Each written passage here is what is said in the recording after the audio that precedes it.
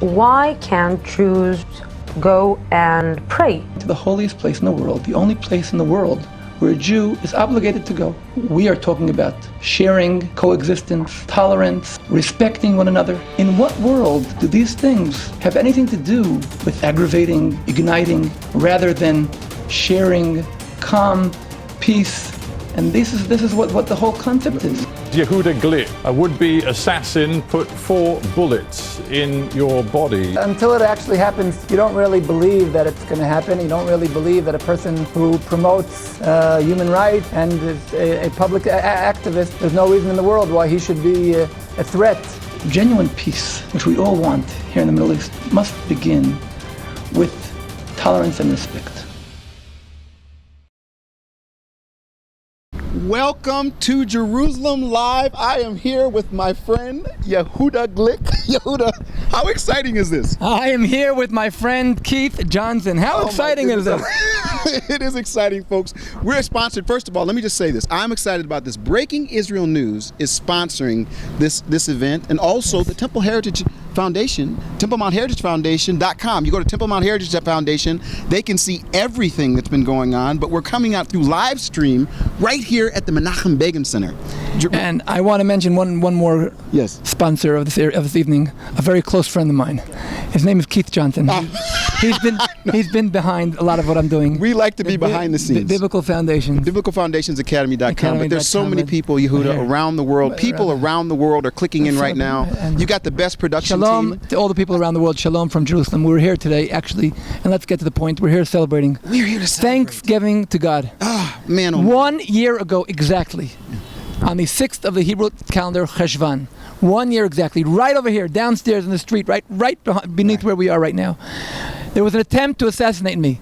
Not because of the color of my hair, but because I symbolize the connection of the Jewish people to Jerusalem. And that assassin was killed that night, and I'm alive.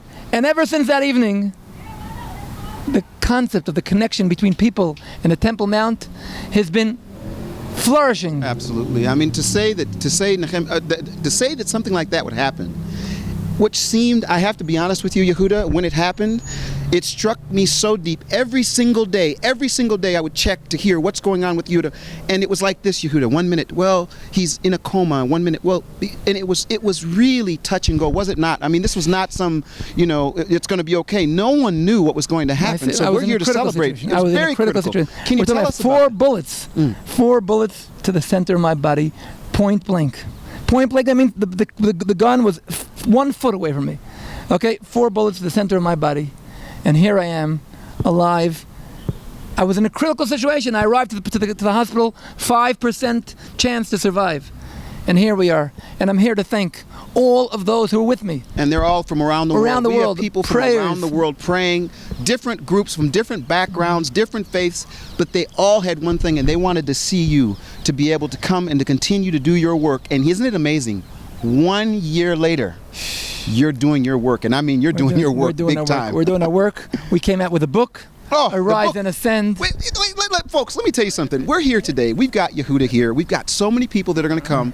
We're going to have interviews from them. We've got a brand new book, biblical, historical, archaeological information, Arise and Ascend, that's going to be available right now. They can actually order. They can actually order right now. It's $25 a book. That's not all, folks. We got a movie. There's a movie. I haven't even seen the movie, but the movie is going to be beyond. Am I right? Tell us about at the end of this broadcast, we're going to have a film showing where we began a year ago and where we are today. And it really is, I want you to know that it was a real hug I received from heaven. A Jerusalem hug from heaven.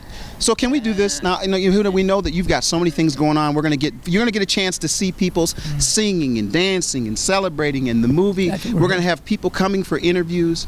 But I want to start out doing something. I just have to start out doing something for all of you folks out here. The movie's actually called A Jerusalem Hug from Heaven, right? Right. I would like to give you, from all of us, a hug from earth. Can I do that? And then after I give him the hug, he's got to go and do all these things. It's Yehuda Glick. I mean, this is Yehuda Glick who's going to be doing all these things. But then you'll come back and we'll actually talk about not only what happened then, but what's happening now with the movement. Can I give you a hug? Yeah, and send of course. You Thank you very, very, very much.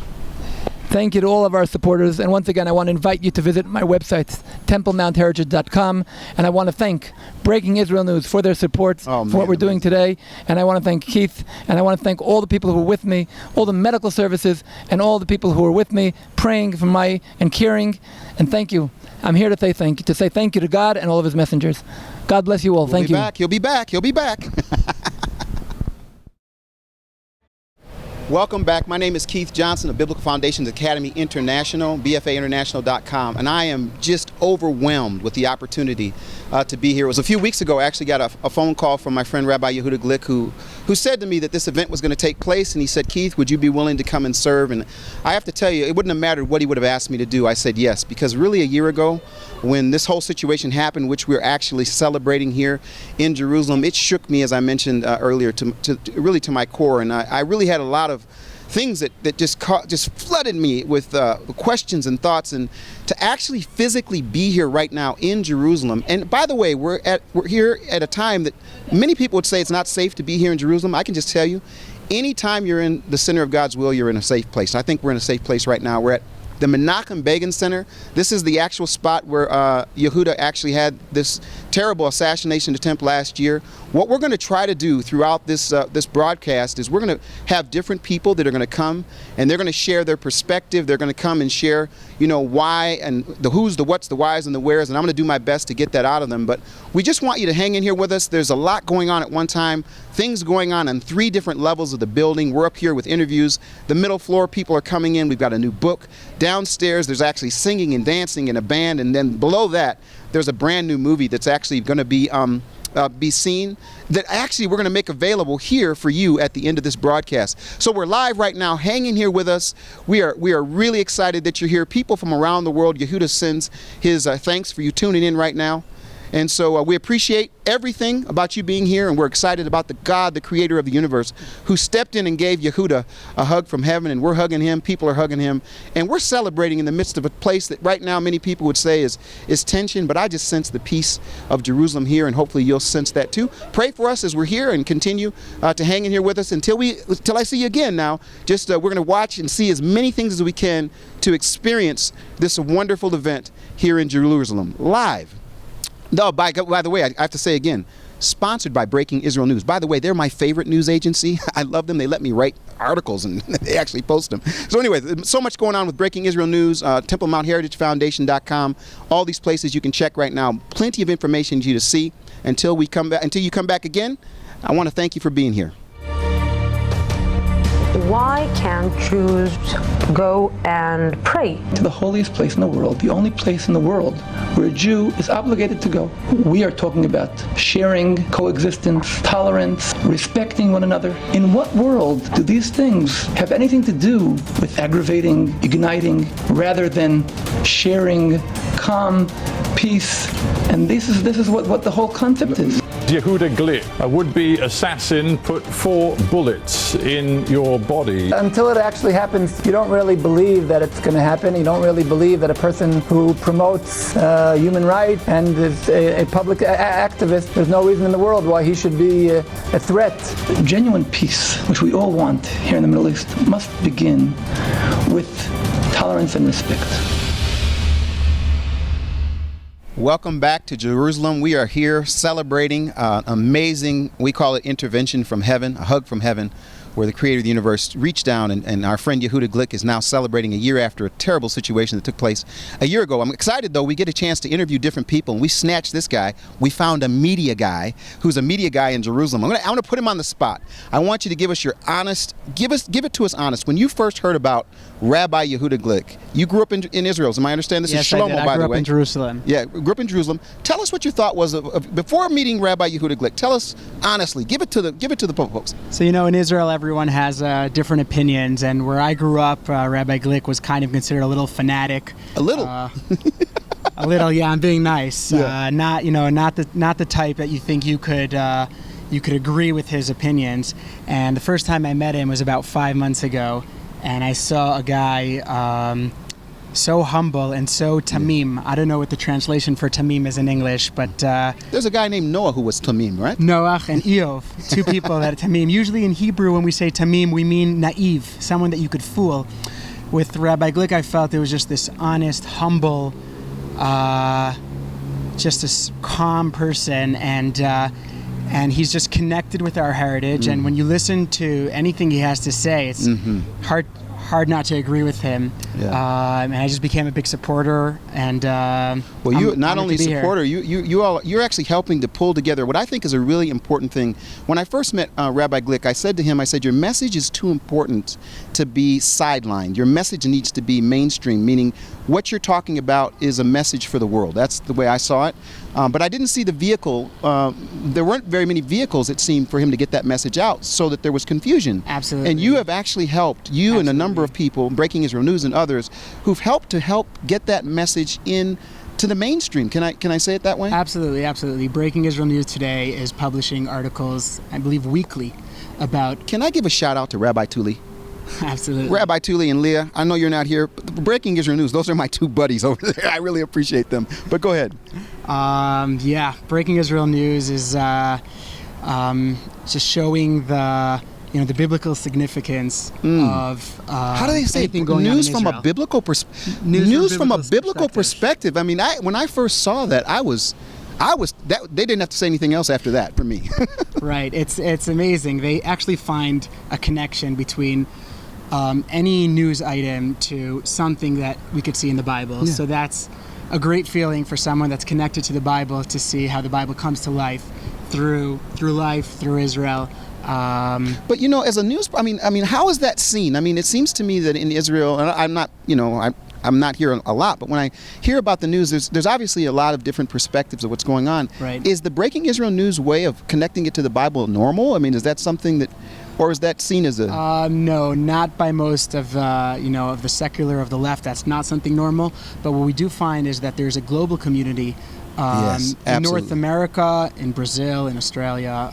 Shout out to those of you around the world. UK, everywhere. Yes. And I hear from people at Breaking Israel News that they're getting daily thank yous for this content. It's inspiring. They give this added value that's more than just the news. They also give the biblical perspective, and there's so many people that want to hear that perspective. You don't get to hear that in the regular media sources. So that's. I want to do one other thing. I want to just tell you one of the things that's happening. I think everyone has heard about this. That the media, specifically social media, online media, is really becoming in these last decade just amazing in its effectiveness. Right. Sometimes that's positive, sometimes that's negative. Right now here in Jerusalem, it's my understanding that some of that social media is actually assisting on the negative side. Tell us what can happen on the positive side. I mean, I think this event is an example where we can have people that are online. I've got people that have called, let me know from Europe and Africa that they're going to be tuning in. Isn't that something that we need to use on the positive side? Absolutely, absolutely. I mean, the negative side you could see today. I know that Nitzana Dershowitz at Shurat Adin is now suing Facebook for being the platform for all of the, how do you say, hasata? What's the word? It's, causing, that's the word? Incitement. Okay, yes. So they're suing Facebook for that. Really? For the incitement. Yeah, they're a very interesting organization. Tell us who this is that's doing this. I mean, what? Shurat Adin. Okay. Shurat Adin. I know Breaking Israel News. I'm pretty sure they're covering this story this week. And then you have the good side of Facebook, where you have Rabbi Glick, where a few months ago, everyone knew he was a good guy, but no one really knew him in the global world. Then you have like before, like we spoke before, so many people from so many different countries that are supporting him on Facebook. He's getting tens, hundreds of likes on every post he has to say. So you definitely see a lot of support and a lot of more connection to Temple Mount and to. Well, I want to say to you, and your job of doing this and getting the media connected is really going to be helpful, because there are a lot of people in the United States that have no clue. When you say Temple Mount, they immediately think that's something that's not connected. But yet, if I open the Bible, I see it over and over and over again. And one of the things we need quality vehicles like Breaking Israel News and folks like yourself that will work with people like Rabbi Glick to get that important message out. So I want to tell you, Shlomo, by the way, that name Shlomo, do y'all know what the name, can you tell them what Shlomo means? King Solomon. Solomon. So didn't he have something to do with like the temple? I mean, was this a setup? I mean, We really appreciate you coming. We're glad that you're here. I'm a little frustrated, folks. I don't get a chance to go down and dance, so I go down and grab people and bring them up here, and then they leave and go back and dance. So I'll dance with you any day, Keith. all right. Thanks for coming. Thank you very much. All right, awesome. Well, folks, we're going to be back with more people. We appreciate you being here, hanging here with us throughout our entire time. We're going to have a great time together. Welcome back. This is Keith Johnson. I'm really excited that you're here. Hopefully you're inviting your friends to be a part of this. You can just tell them to go to the TempleMountHeritageFoundation.com and they can actually join us. We'll be here for a while, it's my understanding. I'm not sure exactly how long. But one of the things that Rabbi Glick was excited about was to be able to send the message of diversity, not only in being here with Celebration, but the many different people that he encounters and he interacts with. We have one right here today. His name is Raphael. Raphael, would you do me a favor and greet the world? Tell them your name, who you are, and then we're going to get into a little bit about why Rabbi Glick wanted you to share. My pleasure, Keith. Nice and loud in that microphone. Tell them. My pleasure, Keith. Welcome to United Jerusalem from UnitedJerusalem.com, which is the home of the United Jerusalem Freedom Alliance. And we, like Rabbi Glick, we stand for freedom versus tyranny and tolerance versus intolerance. My friend Yehuda Glick is a humanist. He is a civil rights activist. He is a man who respects all faiths. Those that attempted to take his life are those that do not respect all faiths. And Rabbi Glick is a man of integrity. He is an intellectual. He is a man of faith.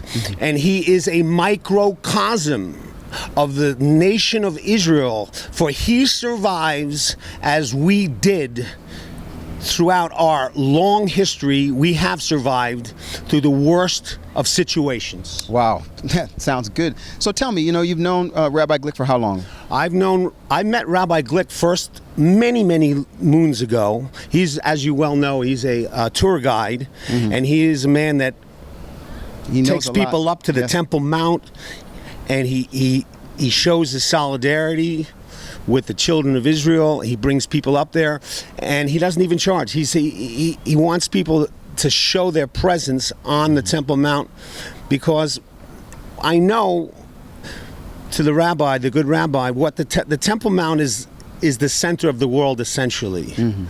And he realizes that Jerusalem in particular is the ideological, civilizational, and spiritual front lines of the free world. And he wants people to understand that it's about tolerance, and he's a man, just a tzaddik, a righteous man of tolerance. And that's what he represents to us. And he deserves all the benefits that we can give him. Well, I tell you what, folks, there are people like Raphael and so many people here at this event that have different perspectives. They come from different places, but right now we're unified, and we're unified in celebrating the fact that he's still here after last year. Just tell me this, when you heard about what happened last year with that assassination attempt, what happened to you? How did it affect you personally? Well, it was a bit of a shock, I have to tell you, of course. I know him. He goes up and he interfaces with the Arabs on Temple Mount. He's just the nicest. Gentle. He's a gentleman. He respects everybody, and he would be the last person. What's happened today is the Western world does not recognize Israel's right to her sovereignty over her holiest place. This is empowering and emboldening the global Islamic supremacist movement today. They can never claim to dominate the Judean Christian free world without taking the Jewish and Christian holiest places. This is where they're stopped. He realizes that, and he wants the world to come on board and stand with Israel. So for you, last year, you heard about that. I mean, it was shocking for you, but I mean, how did it personally affect you? Was there anything about it that just if you go back to that year ago, when you heard that, where were you when you heard that information? What was the kind of thing that I got it right off the internet? When I get up early and I'm online, and I saw what happened. And what part of the world were you in when you heard I was here in Jerusalem. I live here in Jerusalem. Okay. I live right in the heart. Okay. And it hit me in the heart, because I know that what we're working together on you know, in a sense, I saw myself as if I was personally, I felt like I was attacked. That is, yeah, that is what I'm looking for. Yeah, it felt like if it wasn't him, it would be me. It's all of us. Like I said, he's a microcosm of the nation of Israel. Raphael, I really appreciate you saying that, folks. And that really is the thing I think that a lot of us that are here right now today, tonight, that are experiencing is when we heard what happened, it was as if it could have been any of us. And like I say, it wasn't us. It was Rabbi Glick. And so we're here to celebrate not only that he survived, but that he's actually thriving. There's more that's happening right now, as he'll tell you later when he comes back. So hang in here with us. He's going to come back here in a little bit and talk about the specifics of it. But people like you and me and people from different backgrounds, it affected all of us. And I think Israel knew that situation there, that we could not allow that sort of thing to go unchecked. And there are changes that are taking place, and I think they're good changes. So, well, you know, they talk about that. You know, Israel was accused of wanting to change the status quo, quote unquote, on Temple Mount, and nothing could be further from the truth. In fact, those that want to change the status quo is the Palestinian Authority and their Islamic supremacist movement compadres. They want to make it an armed camp. They bring bullets. They bring up bombs and rocks. They want to make it an armed camp. They don't want Jews or Christians ascending. They're the ones, everything they accuse us of, they do. They accuse us of wanting to destroy the Al-Aqsa. The other day, they burned down Joseph's tomb. They tried. It's like beyond the absurd. Yeah, it really. There's a lot that's going on. Being here and hearing both sides of what's going on, it really is confusing sometimes until you get a chance to hear the truth. Well, when you hear the truth and you hear what Israel has done and how they have been protecting life and not putting life at risk by going and stopping those sort of attempts that were taking place on Al-Aqsa. You know, again, you think about Yehuda and what I've been with him when he's gone to the Temple Mount. Talk about peaceful, talk about purposeful, talk about a man who's trying to deal with the bigger perspective of what that place is. He's done that. So folks like you, Raphael, that are here, he's excited that you're here, others that are here, and especially you folks that are here from around the world, we need you to continue to stay connected. TempleMountHeritageFoundation.com, Breaking Israel News, who's the sponsor here. Folks like you and your movement, there are just so many people, and you now are a part of what's happening. I would like to make one final point, if I may. Look, the perspective on what Israel is subject to on a day in and day out basis is very simple. It's not an Arab-Israeli conflict. It is not an Israeli-Palestinian conflict. Israel, since her rebirth in 1948, is subject to ongoing, never-ending jihadist Islamic warfare aimed at our destruction. We are still fighting the war of independence today. There is no Gaza wars or Lebanon wars. These are battles in the same war. That's the way I see it. That's the way it needs to be framed. And we exist in a state of war. We do not have a recognized capital. We don't have recognized borders. And we are still fighting for our independence. Help us win our independence once and for all. And I tell that to all the leaders of the free world today, that you need to stand with us. You'll never defeat.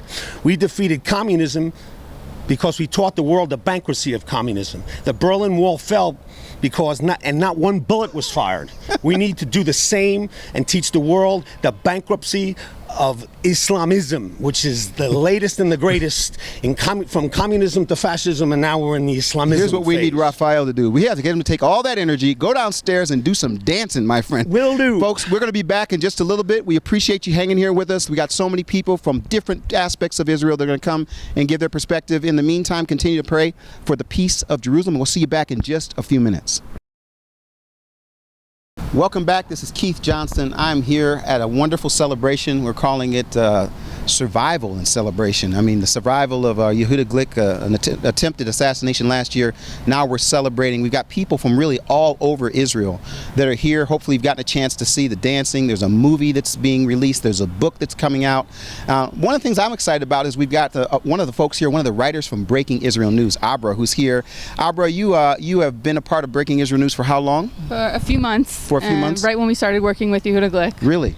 Well, he's a source for us, information. We talk a lot about the Temple Mount. It's a huge issue today. And it's incredibly relevant, because a lot of the violence is being blamed on conflicts at the Temple Mount. But, we And that's really interesting. Can you, I mean, I'm over here in Jerusalem. From what I read, when I hear about the Temple Mount, it all seems to be that it's coming back to say as if there's this radical element in Israel that stormed the Al-Aqsa Mosque and wants to take away the Al-Aqsa Mosque. Now, I'm not going to be the one to say, though I know that's not the case, but you're a person who writes, you're a person who reports. If you were to give report to people about what's actually happening on the Temple Mount right now, what would be that report? What would you say? I would say that the problem is right now that the other side is really attempting to change the narrative. We've gotten reports that they're now trying to claim the Western Wall as a Muslim site rather than a Jewish site. You know, basically they're trying to take legitimacy away from the Temple Mount as a Jewish site. When you hear about it in the news, you don't hear the Temple Mount, the most holy site in Judaism, you hear the Temple Mount, a holy site in Islam. So we're really trying to bring it back to the point, which is that the Temple Mount, which has been, you know, stood in Jerusalem for 2,000 years, was originally built by first Solomon as a Jewish temple, and the reason why the Al-Aqsa Mosque was built there, the Dome of the Rock was built there, is because it stands on the foundation stone, which is supposedly from the point from where God created the world. And that's why Solomon chose to build a temple there, and that's why the mosque is built there. You know, the Jewish history is important. Is the base of the, you know, is at the very heart of the Temple Mount. So tell us why you would be interested. Breaking Israel News, and by the way, Breaking Israel, I'm excited that they've done this. Why would you be interested in helping Rabbi Glick get his message out? What is it about him? What is it about his message that gives you guys a sense of excitement and passion to get that message out? Rabbi Glick is all about love. He's all about acceptance. You know, he's all about spreading the joy and the excitement of the Temple Mount to the whole world. He doesn't want to stop anyone from coming up. Say that again. Message. He doesn't want to stop. He doesn't want to stop anyone from coming to the Temple Mount. What if I'm Muslim? Does he want to stop the Muslims from coming? Absolutely not. What if it's a Christian person? Does he want to stop? Absolutely not. So he wants people to be able to come and pray to the one true God.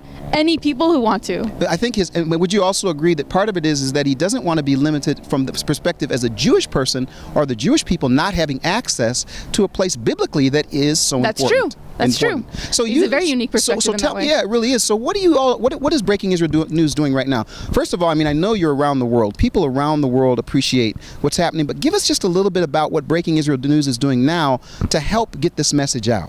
To help get the message out about the Temple Mount? Yes. Well, we're reporting every day. There's news about the Temple Mount. We're talking to Rabbi Glick. We're talking to many sources. We're talking to people who really know what's going on in the Temple Mount, because the message that the world gets is very garbled. You know, it's really coming from a very narrow perspective, and we're trying to widen the perspective and give our millions of readers around the world a truly biblical perspective. Oh, wow. It's amazing. Breaking Israel News is actually sponsoring this event. It's amazing to have the old city of Jerusalem right behind us. It's incredible. And here I've got one of the writers of Breaking Israel News. I mean, I feel like I shouldn't let you go. I mean, do you want to talk to me right now? Folks, I tell you what, this is exciting. This is exciting. Actually, go to Breaking Israel News. There's a lot of great information there. I really appreciate the way that you guys have given people a chance to write. You've got different people that do op-eds. Right. I heard there's even a Methodist that you let write. No, I'm there. They give me a chance to write. No, there's all. But you've done this with Rabbi Glick recently. I've been so excited, and I want to tell you how much I appreciate it, because when I click in, I can say Rabbi Glick, and up comes an article, and it's done well. It's great quality. You guys cover the bases, and again, really kudos to what Breaking Israel News is doing. Is there anything else that you want to say? I mean, is there anything you want to see? Tell the world. The world's right now. Look, is there anything you want to say? I want to say that I really encourage people to read more and learn more about the Temple Mount. Yes. Rabbi Glick's site, TempleMountHeritage.com, is a wonderful source of information. Yes. What's really important is, you know, don't just listen to the news, don't listen to the media narrative. Exactly. Find out for yourself what the truth is about the Temple Mount. I think that's I got to say something too, message. folks. I've been here in Jerusalem just for a few days, and it's amazing to me to actually hear different leaders from different parts of the world get it wrong. To actually make quotes and things about the Temple Mount, and it's absolutely wrong. And I think, who's the person they need to have their own personal Breaking Israel News correspondent that can give it to them, so they get the perspective, so at least that when they talk about it, they can talk about it from the right perspective. And again, I encourage all people to get as much information as possible. Absolutely. There's a lot of misinformation. There's a lot of misinformation right now, and a lot of people would say that's why there's violence in Jerusalem. Well, you know, confusion and chaos we know where that comes from. So we again want to thank you all for being here. We're going to continue to talk to people. There's some exciting guests that are coming. We just had one right here from Breaking Israel News. And so keep watching and stay with us. Share with your friends. Send this to people because there's some exciting things coming throughout our broadcast. So send the link to your friends. Go to TempleMountHeritageFoundation.com and send it to your friends. They can join in. Rabbi Glick will actually be coming back at the end talking about specifically what happened on that night, went through his mind and his heart and his spirit, and you'll be really excited to hear about that. So hang in there with us. Again, Arba, thank you so much for coming. Thank you. Welcome back. My name's Keith Johnson, and we have what I call just great surprises for you. Every time I get to hear about someone that's coming, I just get all excited, and I am really excited about my new friend. I call you my new friend, Yael, Women for Beit HaMikdash. Now, many of our friends that are listening, and one of the reasons we did this is that a lot of people don't know Hebrew. They can't speak Hebrew. And so Yehuda said, Keith, would you come and help for the English-speaking folks? And so would you let folks know what is Beit HaMikdash? Look right in the camera and tell them, both in Hebrew and English. Okay, Beit HaMikdash is the holy temple, the most important place on earth that today, unfortunately, we don't have it. It's not built. We're a group of women already over 15 years are trying to see what's the women's role. What's the women's role in all this Beit HaMikdash, in all the holy temple? Really? What could we do today? I mean, what did women do in the past? What did women do during all the years? So most of we do a lot of things, really a lot of things. Women, it's not a one woman that's organizing it. It's not only me, it's a lot of women. Each one does whatever she thinks is the best to do. I mean, we go up to the Holy Temple. Really? Yeah. Really? We try to learn all the different rules that women are allowed to today in order to go up to the Holy Temple, to the Har HaBayit. There's all kinds of special things that women could do and have to prepare themselves before they go up. So any woman that wants to go up, all over the country, she has to come to us, and we have to give her explain her what does she have to do. For how she can ascend. Yeah, it's very different than men. Another point that we do is basically we try to organize different things today to see how we could learn about Beit HaMikdash in practice. Basically, we make these big ceremonies. We organize, let's see, the recent one was a festival of water.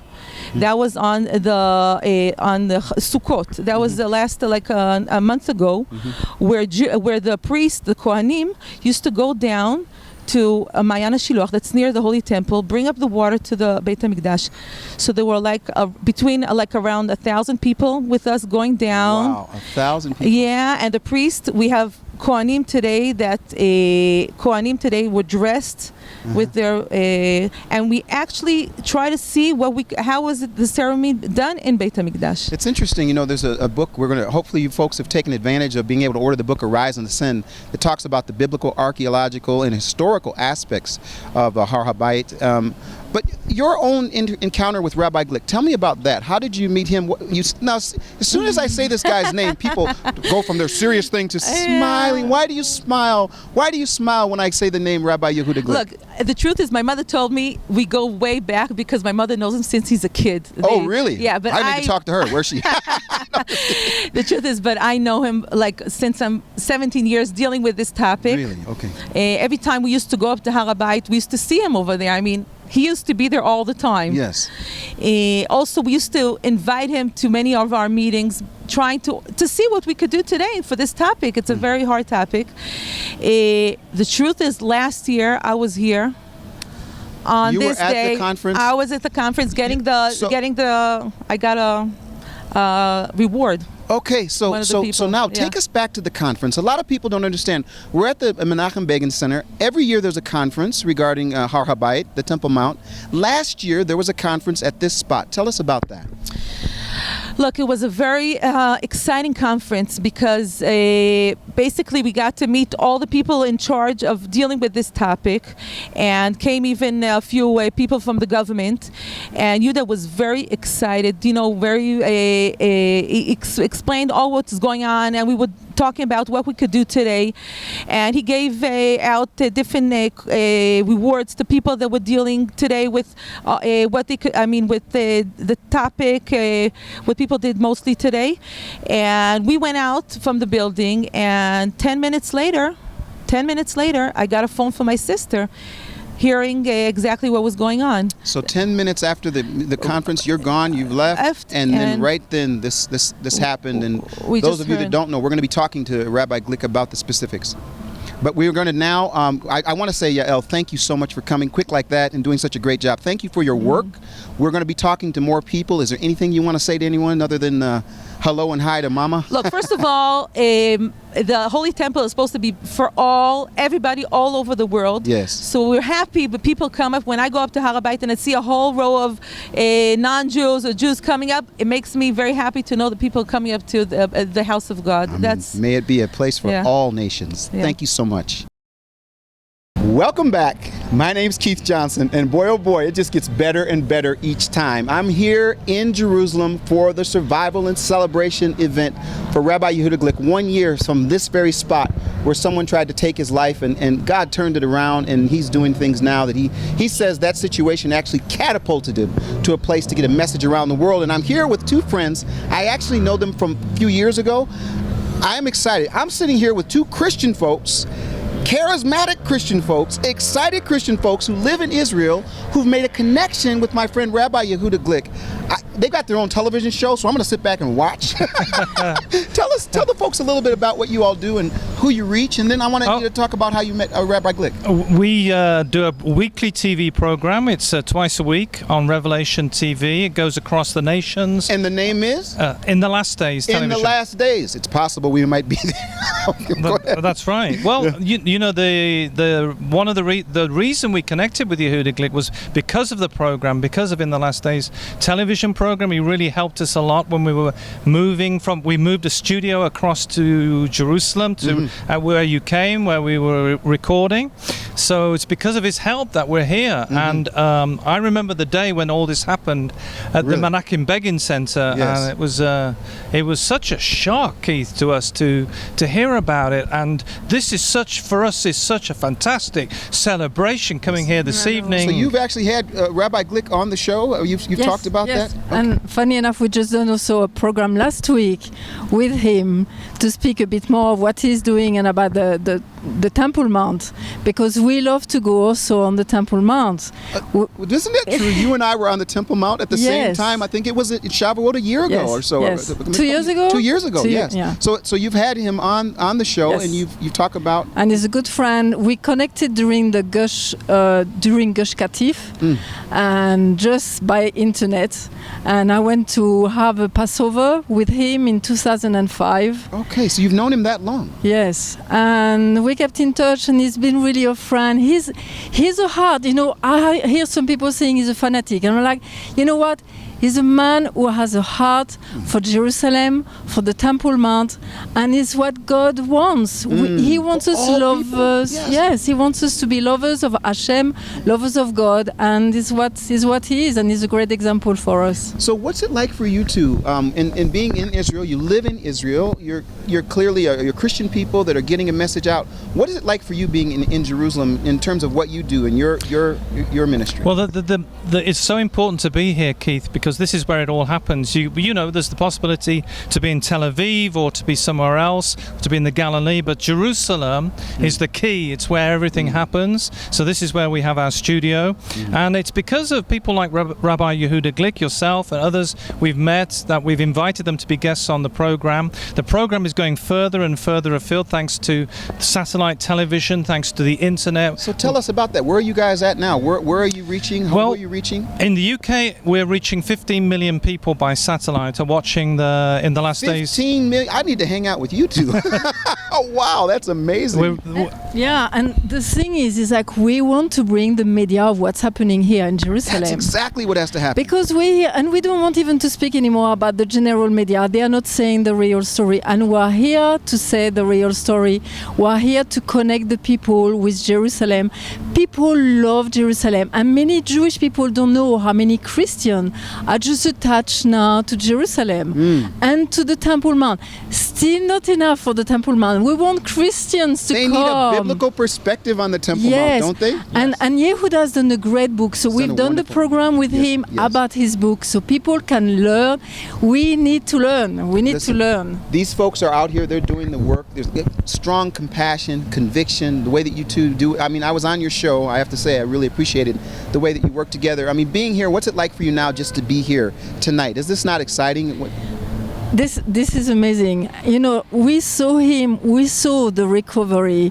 We hear people who are stabbed, we hear people who are murdered here, and they don't make it. And he was, by the way, he was saying he's the only one who's been assassinated and still alive, because all the others, they are dead. Wow. But he was the only one, and we're really seeing, you know, God has his hand on him. Yeah. I mean, it's like, this is a God thing, just, is it not? This is a big thing, and I mean, it's amazing. You guys have your background. You have your Jewish people, Orthodox Jewish people, I've met ultra-Orthodox Jewish people, Christian people, conservative, evangelical, just all these wonderful people. Lovers of Israel. Who love Israel, love the God of Israel, and it's amazing. You know, we hear it with so much. There's the sirens in the background. I've had a number of experiences I could talk to you about just in the last couple of days. It's a very difficult time to be here in one sense, but to be here at this event right now is triumph, is it not? It feels like triumph over terror. You know, it's like it really something exciting. That's right, and in one way we have no choice, because this is where it's happening. You know, it's like where it's happening. You know, you can run from it all you want. Right. If you want to be where it's happening in Jerusalem, and you want to be where everything's coming together, and where the Jewish people are coming back to the Temple Mount, and where Christians are learning for the first time, you know, about the Temple Mount, about the importance of the Temple Mount, and you know, it's a lot of it's education. Some people say, well, you know, we are the Temple. Yes, that's true to a certain degree. That you know, God's with us, but there's also a place, special places, and you know, this place, this place is so central, it's so important, and such a key place. And this is why we appreciate Rabbi Glick. If you're watching this, I know you're downstairs dancing. I wish I could be downstairs dancing with you. But these are people, other people around the world who understand the message of the importance of the Temple Mount. It's a biblical place. It's a place that, you know, whatever your background is, you've got, you know, a number of significant things that took place there. I want folks to understand about you guys. So you have more than 15 million. We want you to be able to come and to listen. How can they hear your program? Tell them about your program and how they can hear it. We've got a website, www.inthelastdays.com. Inthelastdays.com, yes. You can go to the website. It's there tonight. You can go and see the programs. We're also broadcasting on Revelation TV. Okay. You can get that on satellite in the United Kingdom, but you can receive it in the States, or wherever anybody's watching today, they can go to revelationtv.com. Okay. And we're broadcasting live on a Sunday evening at 10 o'clock in the United Kingdom, and on a Wednesday morning at 10 o'clock. Oh, wonderful. Well, this is the Blackham family. You guys I've been to your studio, I've been to your house. You guys have peace and passion and purpose. So thank you for being here, and we got to get back downstairs so you can get to dancing. Thank you, Keith. Great to be with you. Thank you so much to see you guys again. And I'm going to come see you. I'm going to be there on that 15 million person show. Hey, stay here with us. We're in Jerusalem live. We have got so many people. We're going to try to fit them all in. There's some folks that want to come and share with you with a very important message. So stay with us, and we'll see you when we get back. Welcome back to Survival and Celebration. We're celebrating the fact that our friend Rabbi Yehuda Glick, who last year at this time, they tried to take his life, and now this year, this time, he's living life in a way that's really exciting. I'm here with a special guest. I've actually been waiting for this one. I mean, I heard that I get a chance to talk to Yehuda Glick's sister, and she is here. Chaya is here. You are his younger sister, and you have been in Jerusalem for how long? When did you guys come here? We came here 45 years ago. 40 years ago, when I was 4 years old, and Yehuda was almost 10. And we moved to Beersheba. You were in Beersheba? Okay. Yeah, we grew up in Beersheba. Now, is it my understanding, so your father was My father came as part of the team that started the medical school in Beersheba. Really? He wanted to bring more people to the desert and build the special medical school in Beersheba. And he came with 6 kids, ranging from age 18 to 4. I was the youngest. And Yehuda was always with all the most energy in the family. So even back then, you remember this? Oh, yeah. So give me an example. Like, did they have to hold him back? Was he wanting to run out? Well, first of all, he was always the good brother. Okay. We did fight and beat each other up, don't worry. But who won? He did, for sure. But he always was the one who, whenever there was argument, I'll wash the dishes so you don't argue, or I'll take care of this so you don't fight. So even back then, we always knew that he would be special, and always knew that he would do something special in his life. So do us, the international audience that's listening, can you take us back to a year ago? In fact, before a year ago, tell us a little bit about when you saw the activity that Yehuda was a part of. Tell us how that was. Well, I think it was about 10 years ago when Yehuda first took me and my husband up to Har HaBayit for the first time. And he made us swear that if we go up, we bring up more people. And since then, we've been going up. Wonderful. Not as loudly as he does, because we do things more quietly, but he does it with all his zest. Yes. And we were getting a little worried before it happened, because we even gotten personal threats. Myself and my family were getting personal threats. Threats about Yehuda, and it said, you and your brother will be seeing death soon. So wait, let's slow down here for a second. So your brother gets threats. Those that don't know, that wasn't the first threat that he had when someone came and tried. Yeah. And he, even to this day, he still gets threats. But even for your family, yeah, even me as his sister on Facebook, I got threats.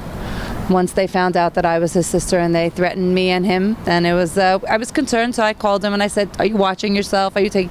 And he laughed it off, and he's like, "Oh, I get threats all the time. What are you making such a welcome to the party?" Exactly. Oh, boy. So you saw this happening. There was an increase. But I really wasn't worried. I wasn't. I trusted him. He calmed me down. He said, "Nothing to worry about. They just are barking dogs. Don't bite." And I believed him. Okay, and so tell me this. Now, last year, this happens. Tell me where you were, what happened to you, how did you... Actually, we had already gone up to bed, and at 10:07 my phone rang. It was my sister, and she had just gotten a call from my sister-in-law, and she said, I want you to call everybody and tell them what's going on and get to the hospital as soon as possible. It sounded terrible. We jumped up. When you say it sounded terrible, tell me, give us, I'll tell you to the best that you can. I couldn't get I just had to get dressed, and I had to get ready to go to the hospital, and I had a baby's home, and I didn't have anyone of my older children home. And I said to my husband, what am I going to do if he dies? And I really was concerned. I can't say I had as much belief as my sister-in-law. I had much more strength.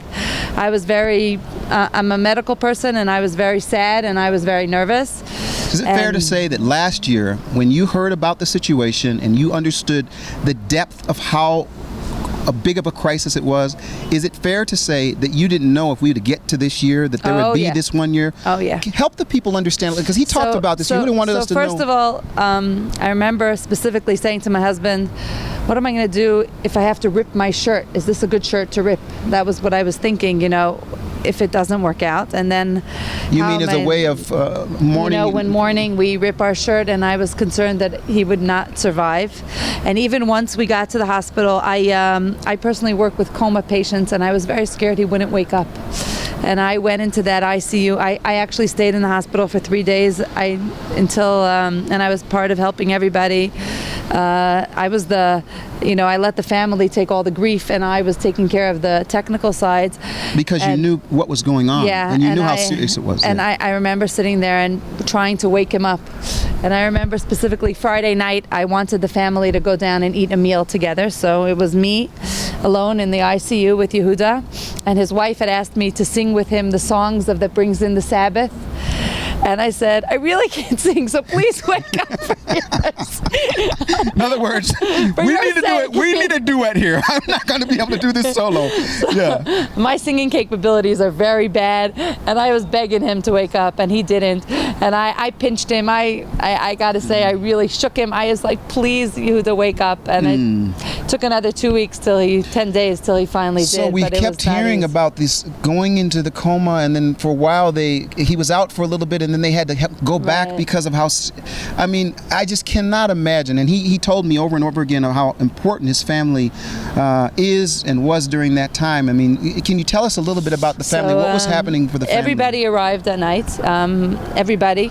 We all were there at 2 o'clock in the morning. The whole night. At some point, everybody went home except for my husband and I, and one of his sons who stayed by the ICU. We stayed there the whole night, and I stayed there.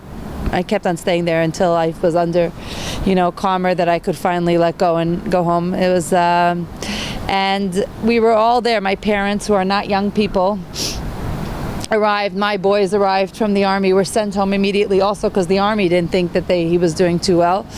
And everybody was there. We had Shabbos meals. We had everybody was there 24/7, coming and going, being in the hotel, taking care of food, taking care of getting people places, getting clothes for the kids who ended up staying there for a week. People didn't have clothes.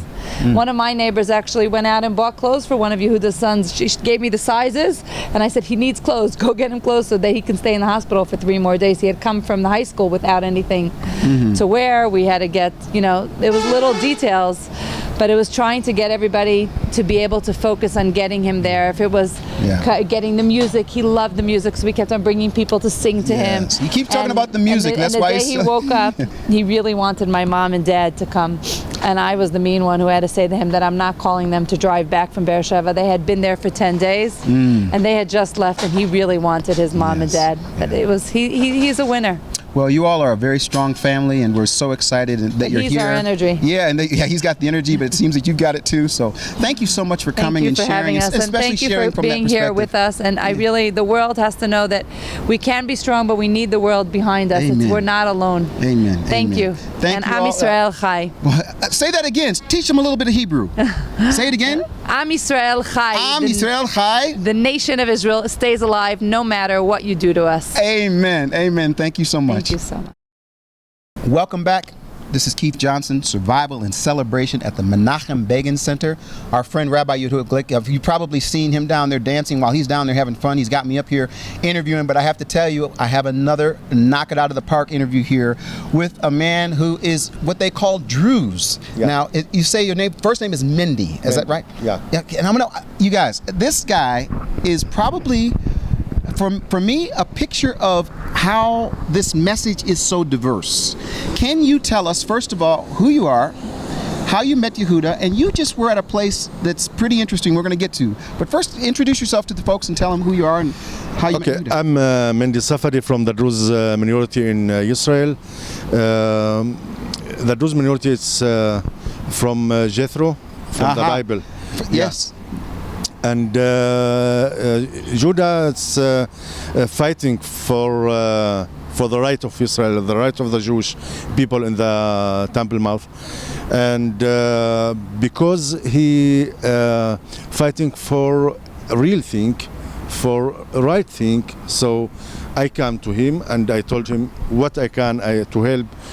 To support you, So you see him as fighting for the real thing, like you say, the right thing, and you came to him and said, "How can I be of assistance?"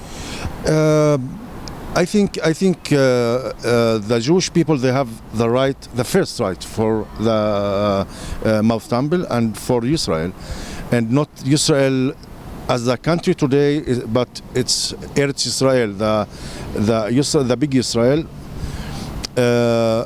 And I think everyone who fights for this, he say he returned to the same thing that the God say to the Jewish before 3,000-4,000 years. Wow! Now you've actually taken this message beyond Israel, and you've spoken to Arab nations and Muslim. Yeah. Tell me about that.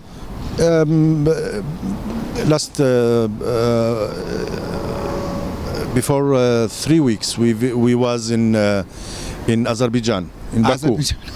Yeah, and the Arabs here start to make they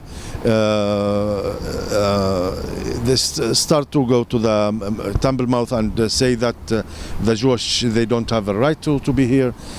So then I think what I can do, I'm in Azerbaijan and my people here fight against the terror. What I can do? So I asked my friend. I told him, listen, I want to meet the Mufti in Azerbaijan, and I want to meet him in the big mosque in Azerbaijan. Okay, let's slow down now. So you're telling me you hear what's happening in Israel, you're in Azerbaijan. You asked to speak to the Mufti in the mosque. In the mosque. Because you have a message. Yeah. Tell the world what the message is. It's not only message, it's also questions to the Mufti. Because... So the religious leader, the Mufti. Yeah. The big boss. Yeah. Because I know that not all the Muslims, it's radical. There are some of them, it's liberal. Very important. Yes. And very, we can talk with them. So when I come to the mosque, the Mufti will come us in very good face. And then I asked him, I told him what happened in Israel and asked him, what you think about that? He told me, listen,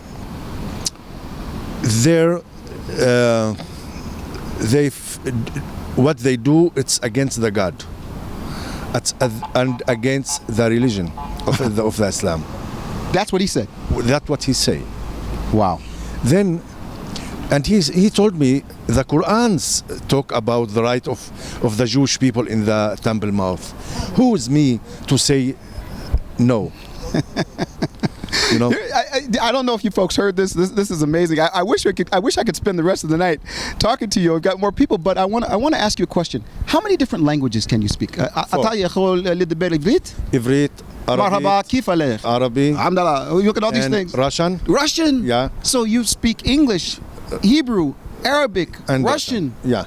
And so you're an ambassador to a great message. And with the foreign language, I talk for Israel. Wow. Wow. Well, you are here, my friend. Is there something you'd like to say? You know, I think what happened with Judah, it must give the message to all the world that the hand of the God told him back to finish your work. You don't finish. Yes. I don't want you dead. I want you back to finish your work. And then I can say, my people chose the life, not the death. So here we are, my friend. Thank you so much for coming. Thank you for the message. Continue to be an ambassador around the world to all those folks. We're going to be back, folks, in just a little bit. We've got more people coming. Things are popping. Stay tuned. Welcome back to Jerusalem Live. We're here celebrating. We are celebrating survival. We're celebrating purpose. We're celebrating so many things. Our friend Yehuda Glick, he's bringing all of these folks up for me to talk to, and he just brought a person that I actually saw her online doing something really radical, and that's my understanding. From what I saw, she got in a lot of trouble. Jane, who happens to be a Christian person, Jane, who's been in Israel for how long? Couple of 3 years. 3 years. What video did I see? Tell me about the video I saw. What were you doing on the Temple Mount singing? And what were you singing? I was actually singing the Shema Israel. You all know that song? Sing it for us. Shema Israel, Adonai, Eloheinu, Adonai Echad. And you're telling me that when you did that, things changed. Yeah, but you know what? I saw Hamas on the Temple Mount with their flags and with their banners screaming hate to the Jews, hate to Israel. If they can go on the Temple Mount and they can turn it into a battle zone, I can go and pray to the God of Israel. And I can go sing the blessing of Israel. Where do you get this chutzpah? Where do you get this chutzpah to do this? I mean, what kind of conviction do you have that you would be willing to do that? I mean, where does that come from? I think it comes down to if you believe in the God of Israel or not. And I do. And when I believe in the God of Israel, I believe in the Bible. And the Bible says that God put his name down on that mountain. I think he says he put it there forever. Am I right? Exactly. And so you're going there for the place where he has his name forever? Yes. And I remember what you were doing is you were showing us some areas where there was some, if I remember, some toilet seats? You didn't want to say that? A little bit of desecration. No, I'm just saying, if the Muslims say that place is so holy, why are they turning it into a dump? Why are they filling it with trash? Why are they having barbecues? Why are they running around playing football? Why are they turning the mosque into a battle zone? I wanted to show to the world what's going on the Temple Mount. And that's why actually when I started going there, I didn't know what was going on. And all of a sudden I'm hearing all these Allahu Akbar. So I started making videos of all of these harassments because I wanted the world to see the truth. And then I saw all the trash, and I started making videos, sharing to the whole world, saying this is what's going on the Temple Mount. Very good videos, by the way. Tell us, how did you meet Rabbi Glick? Actually, through Natalie Blackham, who was just a guest of yours. Okay. I was staying with them, and she introduced me to him. And so I actually didn't know much about him, so I wrote to Yehuda, and he says, "Who are you?" So he actually approached me and said, "Why are you doing this for us? And don't you know the world is against the Jews? Why are you standing with Israel?" So we just became friends. So he asked you that question. He did. And you answered him. He did. And you've been friends since. We have been friends since. So being here for Celebration, it's my understanding that you're actually going to be receiving an award here. Can you tell us a little bit about that? Well, he had just approached me and said, you know what, Jane, we're giving out this honor certificates to people who has really done it, tried to make a difference for the Temple Mount and trying to speak up for the Jewish people's right to go on the Temple Mount. And you have actually risked your life. So would you receive this? Wow, and I said, wonderful. Are you kidding? Yes. So Jewish people, Christian people, Druze, we have people, I can't even tell you the stories of how many different people are actually at this event here to celebrate their survival. And like I like this, I actually like the fact that it's triumph over terror, because really that is it. You know, terrorism tells you stay at home, don't come. You know, these people right now in Jerusalem, there's all such things going on. Don't go to Jerusalem, and if you're there, stay in your hotel. No, people are here. They're at this spot. They're here to celebrate, and you're here, and we want to thank you for being here. Is there anything you'd like to say? I mean, the world is listening. I just want to say, don't ever, ever be afraid of coming to Israel. This is the safest place in the world, and the Jewish people are coming up to me saying, who are our friends? And I want to encourage every single Christian in the world, come to Israel and stand with the Jewish people, because they are watching. The world is turning. Yes. So if we as Christians won't stand with them, who will? Jane, and you're going to fall in love when you come to Israel. You're going to fall in love when you come to Israel. Jane from Denmark, thank you so much for being there. Thank you for your friendship, your passion, your conviction, and the fact that you're walking it out. You're not just talking about it, you're actually living it. And it is my understanding, as a result of that, you've actually come under some threat yourself. Is that right? I do, yes. I do. Does that keep you from wanting to continue? Never. I'm going to continue and continue. I gave up everything in Denmark to come here and stand with Israel and be in voice for Israel. And be strong and courageous. We've got a young lady here who is strong and courageous. Thank you so much, Thank you so Jane, much. for coming. Thank you for and congratulations. Thank you. We'll be back. Welcome back. This is Keith Johnson, Survival and Celebration. We're here actually just after this interview. We're actually going to be having a recorded message from Yuli Edelstein, the Speaker of the Knesset. I've actually seen it. It's very powerful, a blessing for our friend Yehuda. But I'm here with Barry. Barry, you're a part of an organization. News has reached around the world about the fact that your organization had some 5,000 Christian people here in Jerusalem. Can you tell us the name of the organization and what makes you think you can bring 5,000 people here, and what were you doing? Well, the organization, the International Christian Embassy of Jerusalem, was founded in 1980. That was the year that the Knesset declared the law that Jerusalem was the capital. The Arab League responding saying any nation that kept an embassy there would no longer buy oil from them. So all of the remaining embassies moved down to the coast. Okay. And a group of Christians said, we believe Jerusalem is the capital of Israel. We'll create our embassy here to stand with the Jewish people. Now tell these folks out here something about what you guys did here. And how long ago was it? Was it Sukkot? Sukkot was just about 3 weeks ago. And because of Zechariah chapter 14, verses 16 to 19. Open your Bibles. Where the prophet says, there will come a day in which the Gentiles will come from all of the nations. They're here. That formerly spoke evil of Jerusalem. They will come up to Jerusalem to worship the Lord during Sukkot, during the Feast of Tabernacles. Yes. So the Christian Embassy's been doing this since 1980, and this year we had over 5,000 Christians gathered together in the Pies Arena. Wow, so 5,000 Christian folks looked and saw, here's when the event is. It's Sukkot. It's what they call a Jewish holiday, but it's a biblical holiday. It's a biblical holiday. You all came here and caused a little bit of a storm. I mean, I heard about it all the way over in the United States. 5,000 people here. What was the goal? What were you trying to do? Well, one, we're taking a stand that as Christians, we believe Israel is the land that God promised to the Jewish people. God is not finished with the Jewish people. We have been grafted in and owe them our blessings. And we had Christians from 85 nations. 85 nations here at the same time. At the same time.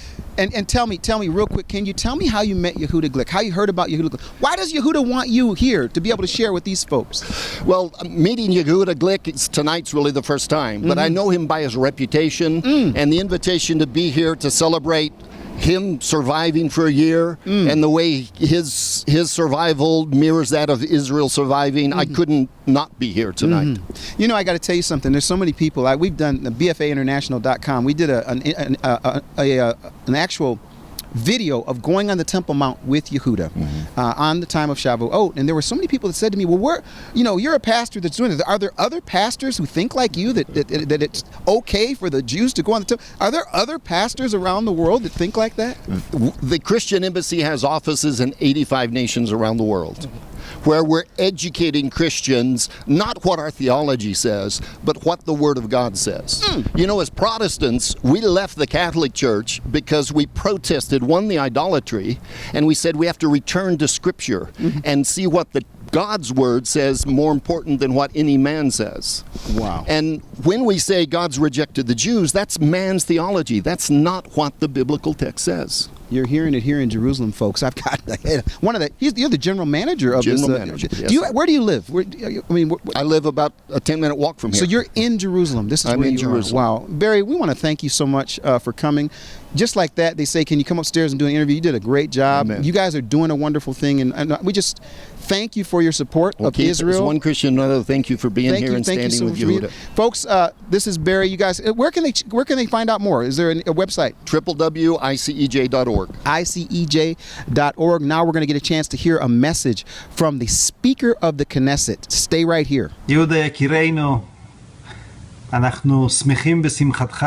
לצערי אני רק באמצעות הוידאו נמצא איתכם, אבל באמת, לא שבמקרה שלך זה מפתיע מישהו, אבל זה שאתה לא שוכח שזכית לחסדי שמיים, ושזכינו לראות נס גדול בכך שהשיפור שלך הדהים לא רק את הרופאים הסובבים אותך, אלא את כל עם ישראל. אתה לא שוכח מעין כנס הודיה, סעודת הודיה, איך שנקרא לזה. זאת באמת עדות לכך. אני מאחל לך הצלחה בכל המשימות החשובות שאתה תמיד לוקח על עצמך, לקדם דברים בעם ישראל. אתה לא צריך לעשות תפקידים ולא פלאפלים על הכתפיים. יהודה גליק זה יהודה גליק, זה כבר מוסד. אז אני מאחל לך תמיד בריאות טובה, עם יפי, עם הילדים, עם כל המשפחה. תמשיך לשמח אותנו. מזל טוב. Welcome back, you all. We're here in Jerusalem, and I am with, he's now a friend of mine. I'm telling you, this guy, his name is Avi Lipkin. Is it fair to say you're just a happy guy? I mean, you're just a happy guy. Very happy. Can you tell us just a little bit about why you're here? Why would Yehuda want me to talk to you? Well, firstly, I have a police record of being arrested on the Temple Mount back in the early 70s when I was a young man. Wait, no, I don't want you to... Wait. And Are you a troublemaker? I was with Yisrael Meidad, Winky. We were together in Beitar. We were up on the Temple Mount getting arrested all the time, and Gershon Solomon. So, like the Temple Mount, I've been identified with the Temple Mount with a whole bunch of really good people. Okay. Who are here tonight. Okay, so you're here. You've known Yehuda for how long? Actually, I've only known him for the last maybe 7 or 8 years. I used to visit the Temple Institute with my Christian friends that would come to Israel. And so Yehuda, of course, is a very special man. And praise God for his survival. I think it's a sign. You think it's a sign? What do you mean by that? I think it's a sign that he came out so miraculously as he did with 4 bullet wounds. I mean, I don't know too many people. So when you heard about this happening, how did that affect you? I was very shocked. But we knew that he was rocking the boat as far as Islam was concerned. But the problem is when Jews and Christians are breathing, that rocks the boat for the Muslims. So Tell me this. You actually, your background is what? I'm Jewish, originally from New York, Ashkenazi. My wife is Jewish Sephardic from Egypt. So Ashkenazi and Sephardic, from New York. Yes. No, my wife is from Cairo. She's from Cairo? And she just retired last week from the Kol Israel radio services after 30 years of monitoring the Arabic language broadcasts of our neighbors. Really? And what they're saying is, we kill the Jews on Saturday, we kill the Christians on Sunday. And by the way, the Temple Mount is never mentioned once in the Quran. Jerusalem is never mentioned once in the Quran. And very simply, Jerusalem is not holy for the Muslims, and neither is the Temple Mount. They just want to have it so that the Jews and Christians should not have it. So what is your, how can I say this? If you see Yehuda doing his work, if you were to tell someone about Yehuda and his work, what would you say about him? Well, I would say the following. We all know, Jews, Christians, and Muslims, that the day of judgment is rapidly approaching. It's getting quicker. Yes. Now, Jews and Christians agree on the God of Abraham, Isaac, and Jacob. We agree on the Old Testament, the Tanakh. And we all agree that the Messiah is a Jew from Israel who speaks Hebrew. So Yehuda is part of this great time of redemption for all Jews and all Christians. Jerusalem is holy for the Jews. It is holy for the Christians. It is not holy for the Muslims. And they turn their backsides to the Holy of Holies when they pray south to Mecca. So this is something that I think God is in God's hands, and God's going to deal with it very soon. I'm glad to hear that, because there's so many different opinions. I'm sure those that are listening have opinions. Everyone has very strong opinions about this, to the point some folks go to the extreme about it. What I think is really beautiful about this event is that we're lifting up the fact that it was only God that could have reached down and touched you. We're going to hear that from more people, the people that took him to the hospital and all that sort of thing. But here there are these people that he's touched. So here you are as a man that's here. You and Yehuda would not have the same religious background. Is that correct? I don't know his religious background. I grew up with secular parents. I was raised in a conservative temple in Temple Israel in Great Neck, New York. Very well-known conservative synagogue. And now I'm Orthodox, modern Orthodox. And my sons live also in Orthodox settlements. They're Orthodox.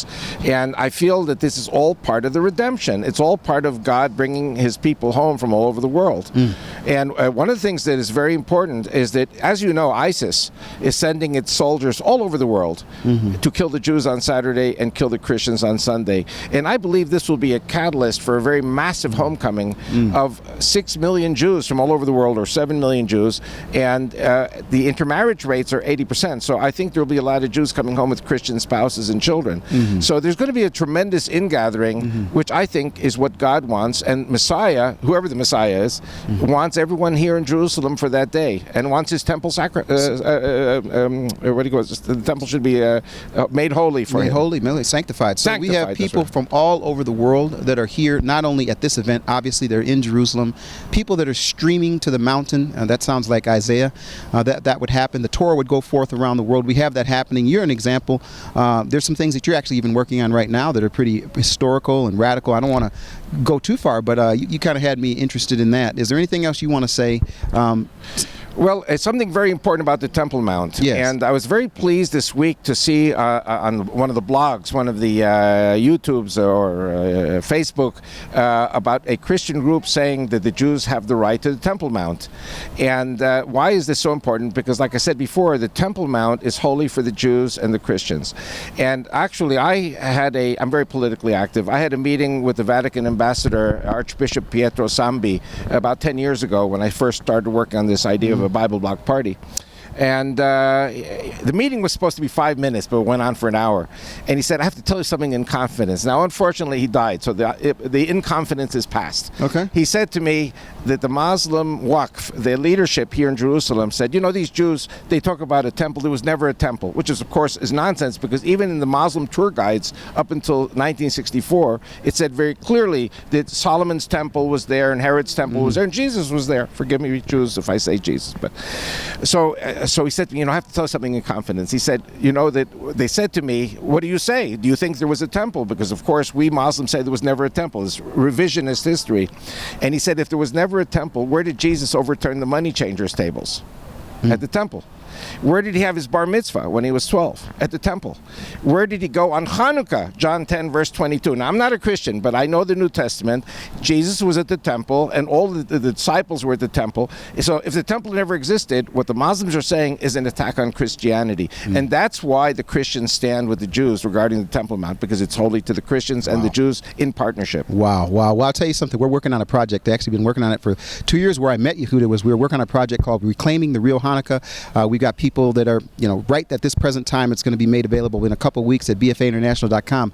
But that is something that people aren't always aware of. They're not always aware of the context historically, practically regarding the Temple Mount and these different, the faiths, the background of those faiths, that actually brings them to that spot. Well, the United Nations, UNESCO, is basically denying Christianity. Not just Judaism, Christianity too. That's why 2 billion Christians all over the world, including the Catholics, should be up in arms about this and defending Israel, defending the Jewish right to the Temple Mount. Well, we got so many people that are doing battle right now in a good way. They're positive. They're making big strides toward bringing people together. We're certainly doing that. So many people here are doing that. We're here celebrating the survival of our friend Yehuda Glick, but he's not only surviving, he's actually thriving. People like you, he'll continue to do that. Avi, thank you so much. I shouldn't probably say this, but this guy is also a part-time comedian. He had me laughing out there. I have a few good jokes, but no jokes. Stay with us. Yehuda's going to be coming pretty soon, giving us an update. We've got some other people that are coming. We appreciate you being here, and we'll see you in just a little bit. Well, we're wrapping up pretty soon. Yehuda Glick is about to come, but before that, I found a Gentile. No, I found a real Gentile. I call him Tommy the Gentile. And when he told me what he does, I just thought, wow, Yehuda, great idea to have you come and share. Tommy, put that microphone up. Tell the people who you are and what you do. Well, my name is Tommy Waller, and we have an organization called Hayovel. That for the Tell last us what that means. Hayovel means the Jubilee. Yovel is Jubilee, and it's interesting. We just finished the Shemitah cycle, and the Shemitah cycles, 7 Shemitah cycles, and you're into the Jubilee. So there's Jubilee has a lot of rich understanding in Hebrew, and so we felt like. When we came here 11 years ago, that God was really sharing something with us that was very important, and that is that what the Jews returning to the land of Israel was a phenomenal thing, and but also the restoration of the land of Israel was a phenomenal thing. And so when I came here, my first visit, I really was just here to visit. God had it. That was a little over 11 years ago. Really? Okay. Yeah, a little over 11 years ago. And I was farming in Tennessee, just right outside of Nashville. And a friend of mine said, I have a farmer in Har Bracha. Har Bracha is the Mount of Blessing. The Mount of Blessing, The Mount of Blessing, just north of Jerusalem, about 50 miles north of Jerusalem, just above Shiloh. And he took me there, and I met a Jewish farmer. Now, living in Middle Tennessee, you have to understand, I wasn't around, there was no synagogues. I grew up in the church. There was no Orthodox Jewish community around, so I really wasn't familiar with this. So I'm introducing basically for the first time, a religious Jewish man. And what did he do? He took me to his vineyard and he pulled out his Tanakh and he read to me the prophet Jeremiah, which says, "You shall plant vineyards on the mountains of Samaria." Now, for me, that was a very stunning thing for a Jew to share with me this scripture, because I was standing there in a vineyards that didn't exist for 2,000 years. They had not, had not existed for 2,000 years. Right. So for me, it was one of those epiphanies. I had never in my life been able to touch God before, not in the physical reality. I had worshipped, I had prayed, but to see the dreams of the prophets right in my hands was something that was overwhelming to me. Wow! And I think that's a demonstration of Israel to the whole world, God's existence. And so you all are bringing. I met you and your wife were telling me about. You're bringing Gentile people to come and to work the land in Israel. And not just the land of Israel, but the mountains of Israel. So even in places that would be considered a little controversial, like what? You're telling me they're controversial? I had no idea. I'm going to say it. Judea and Samaria. Is this where you are? Yeah, that's where we're at. We're going to cut this interview real quick. You know what we say?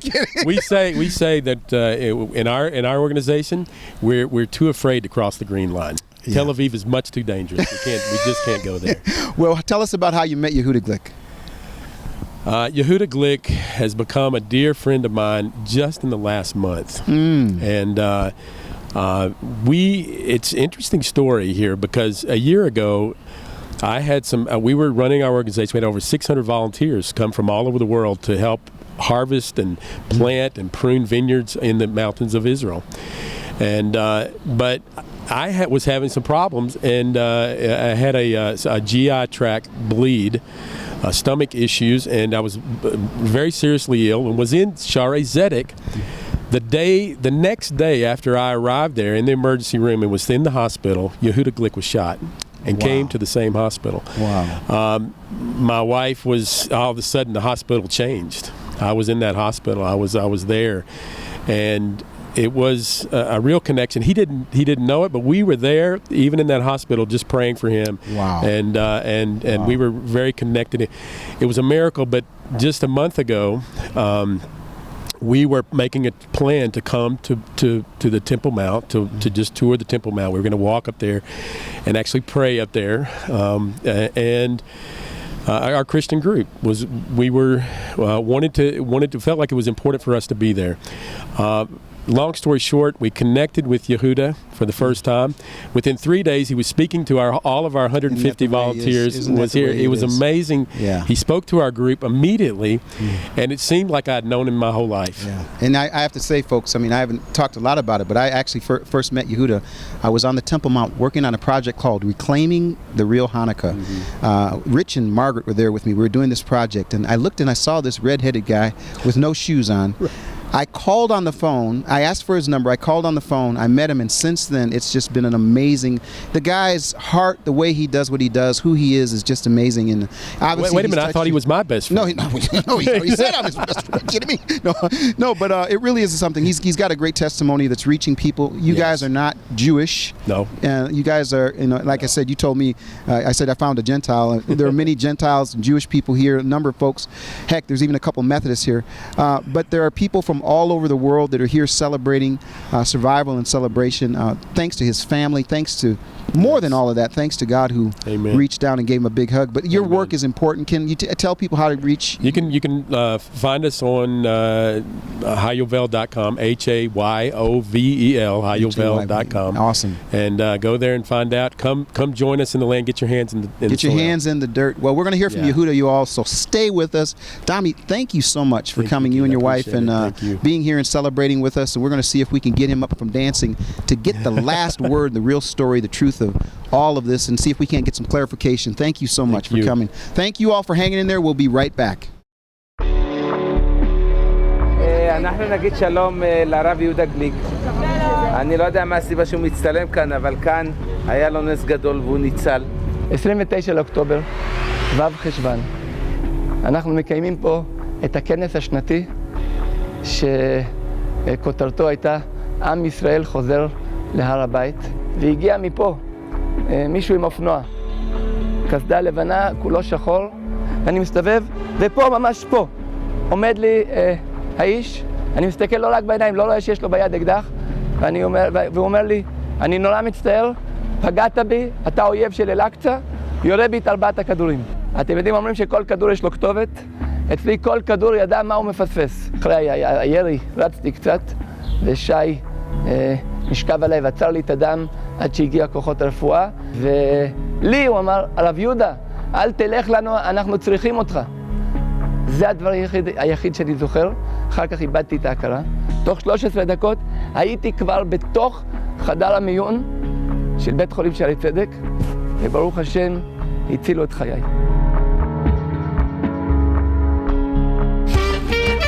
לפני 25 שנה אני תלמיד ישיבה, ואני רואה איזו מודעה שיש הרצאה על עליית יהודים להר הבית.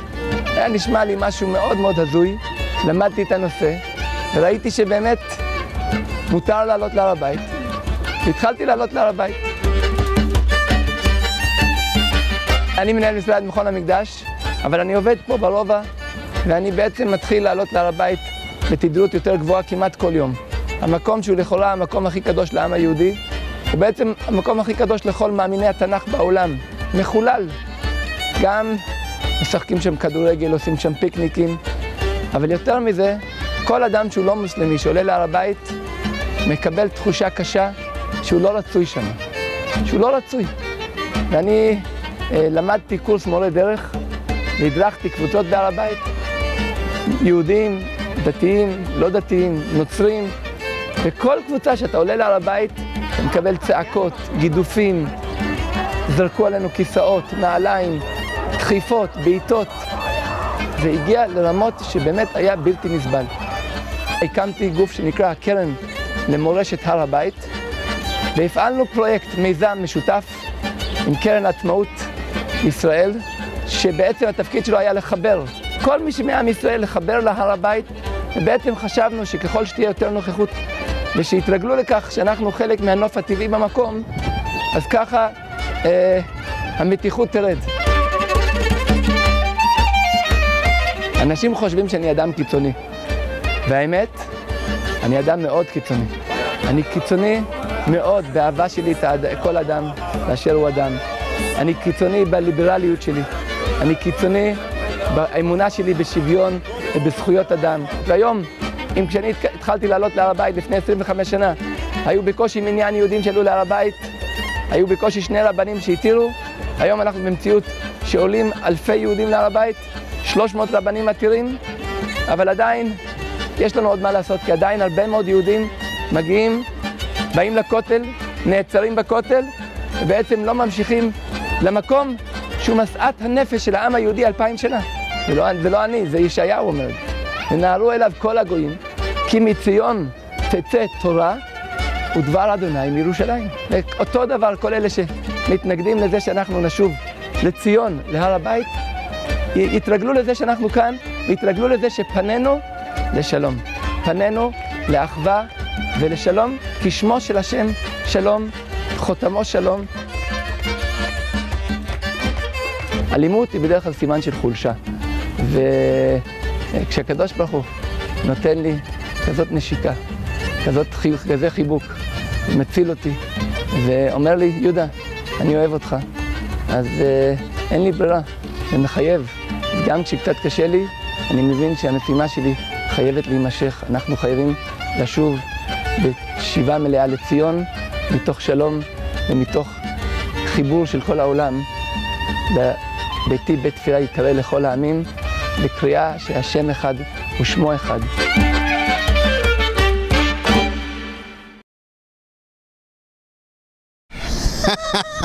Here we are back again. I can't believe it. I took a break so I could dance with you. Yehuda, you've been dancing all night. What are you so excited about? Well, I'm very excited when I see so many people who are happy about the fact that we're here, about the fact that we returned to Jerusalem, about the fact that I have my identical twin brother here. You heard it here first, folks. Hey, you can see everybody says we look exactly alike. And we do, because we both met. And we actually came here on our first meeting. Yehuda, I want to bring us back. I want to bring us back just for a second. And I'm sweating and all this, but I want you to tell people about this. I first met you. Tell me, is there any other explanation? Folks, you're going to hear something that no one's... Can we tell them what actually happened? I actually met Yehuda where we're working on a Hanukkah project, reclaiming the real Hanukkah. He watched it. He's given us his blessing. But I had a question. I had a question after I called you and we met and we talked. I asked you about something regarding the Ark of the Covenant. And I have this on audio. I don't know how I'll ever share it with people. I'm sitting at breakfast, and what did you tell me? Just take me back, Yehuda.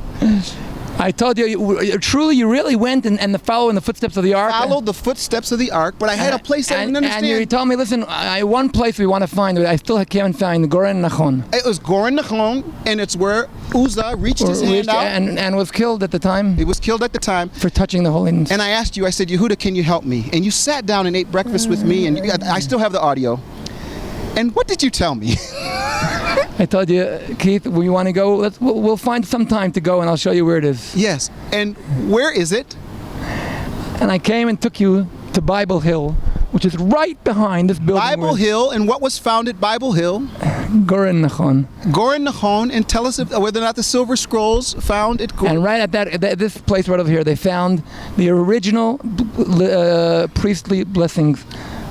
The oldest written example of the name of God on silver scrolls at this spot, ladies and gentlemen. At the spot where the grave from the time of King David. So you put me on your motor scooter.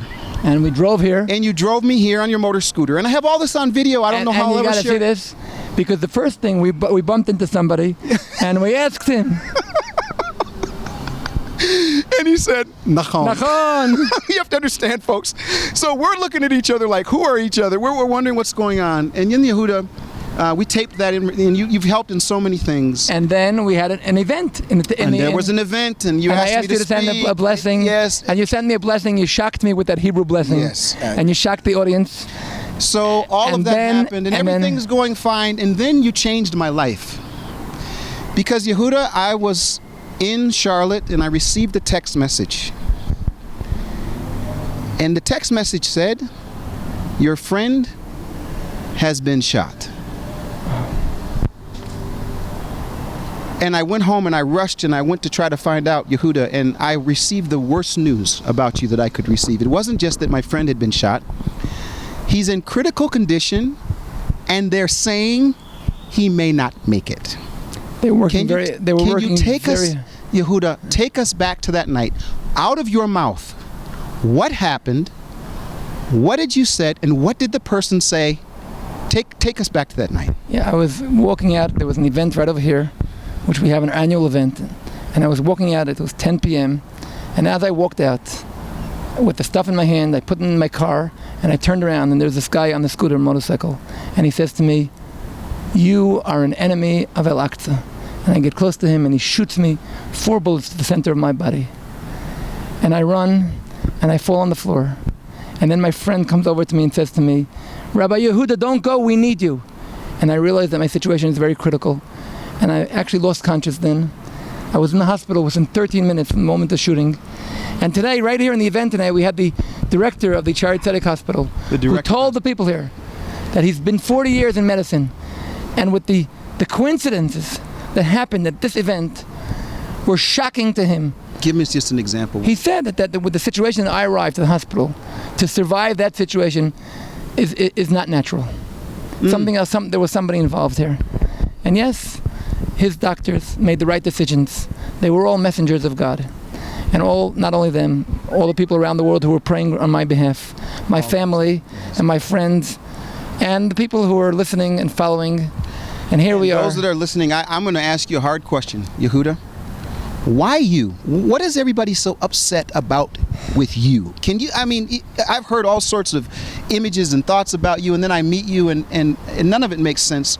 Why you, Yehuda? Look, we're in a battle here with cruelty, with evil. And evil hates more than anything somebody that does not give in to evil, and somebody that does not even lose his temper because of evil. When we are going straight with God, with the love of God, in the hands of God, and we're not moving 1 millimeter aside. And when we walk on the Temple Mount, and you hear them harassing, and they want us to get angry back at them, and we all tell everybody, nope, guys, ignore them. Refer to it as if you're hearing the motor of a tractor. Totally ignore it. And that's what aggravates them more than anything. How can you ignore us? And evil wants to get us. And when you have God's aid, when you have God's Spirit there, you know where you're going, and He gives you the strength to continue. And you've continued. You're not only surviving, you're thriving, and your message has been a message for everyone. You've called for a message of peace. Temple Mount is the Temple Mount of Peace. It's a mount, the house of prayer for all nations, and it's a place which has to be, it's in our hands, to make it become a place where everybody in the world can freely call in the name of God and freely say, God is one and His name is one. So you're telling me Muslims could say that? Muslims can say that. Christians could say that. Christians can say that. Jews could say that. Anybody who believes in the one and only God. So here we are with the man that they say is so dangerous to everything, will start everything, and you haven't been to the Temple Mount for how long? For a little over a year. For a little over a year, that's another conversation. But Yehuda, I want to say something. This book This book, can you? I'm holding my first English copy of this book. We've got the Hebrew copy. We've got Look, the in English back, copy. The back we have a blessing by Rabbi Riskin. We have a prominent Muslim author who wrote his blessing, and we have a pastor, Keith Johnson, who wrote his blessing. I made it to the back of the book. The back of the book in Hebrew and in English. In Hebrew and in English, folks. Get this. This gives us biblical, historical, and archaeological information on the Temple Mount. They can order it right now. You can order it right now. Free shipping. Go and Free shipping. And you know what? Listen, you won't say it, so I'm going to say it. Folks, when I first met Yehuda, I asked him, I said, what can I do? When I heard his message, I said, what can I do to assist you? And I believe that if more people could come along, not to assist him personally, like, oh, you need help. No, this message is for the world. Yehuda, how can people come alongside with the work that you're doing? You're making inroads. There's change. There's wonderful things happening.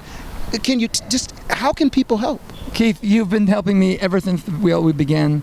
I also want to thank the sponsor of this evening, Breaking Israel News. Israel News. And I want to thank all those people who supported me. I want to thank my good friend, Emmanuel Greenspan. I want to thank so many other great people who helped me make this evening tonight. But I also want to say that it's not my message. Even if I would have $1 billion, it's not enough, because it's not me.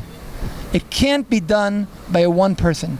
It can't be done by one organization. It has to be done by the more people who support.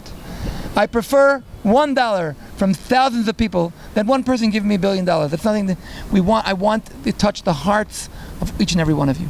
I want to touch each and every one of your heart. Contribute. Be part of what we're doing.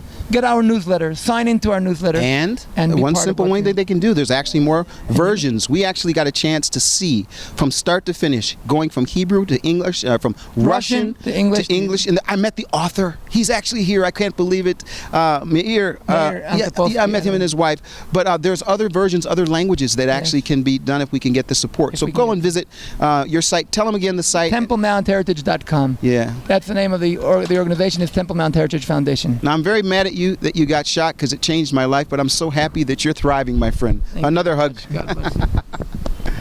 I'm hugging you all. Thank you all for coming. This has been an amazing event, and Yehuda, we're standing with you.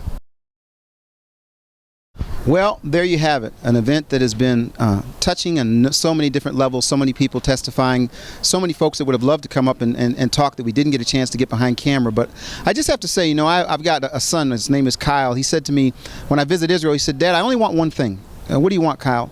Could you bring me back a picture of the Temple Mount? That's all he wanted. Could have asked for anything. T-shirt. Hey, all you got me was this T-shirt. No, he said, could you bring me back this picture? I brought that picture back and we framed it. And here's my son, who he sees the Temple Mount. He says that must be a very important place, because he also reads the Bible that says God will place his name there forever. And so he's visited that place with me. I've been there. It's been breaking my heart to hear about the misconceptions of what Israel's trying to do, and how there's information that I call it misinformation. From what my understanding is there's an agreement between Israel and Jordan, and that agreement says that there should be interfaith respect.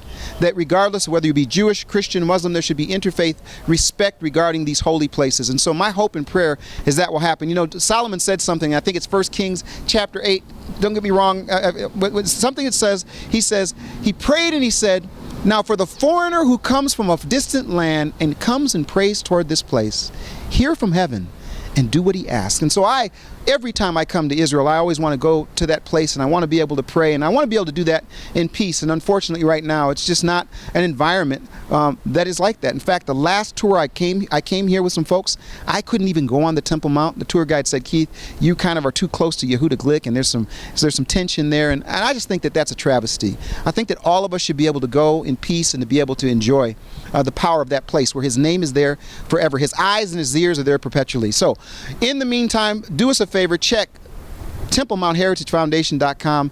Get a chance to see what's going on there. There's so many different organizations around the world that are putting forth great information about the Temple Mount. It'll be your job to get that information. It's been an honor for me to be here. I'm glad that you're here. Again, we appreciate you being here. And remember one thing as I close, pray for the peace of Jerusalem.